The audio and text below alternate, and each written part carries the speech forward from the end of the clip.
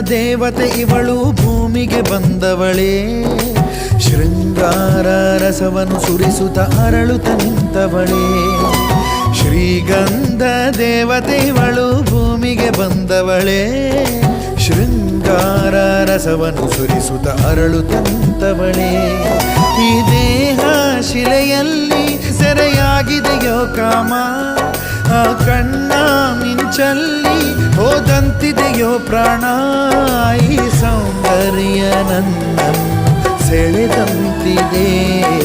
ಶ್ರೀಗಂಧ ದೇವತೆ ಇವಳು ಭೂಮಿಗೆ ಬಂದವಳೇ, ಶೃಂಗಾರ ರಸವನ್ನು ಸುರಿಸುತ್ತ ಅರಳುತ್ತ ನಿಂತವಳೇ.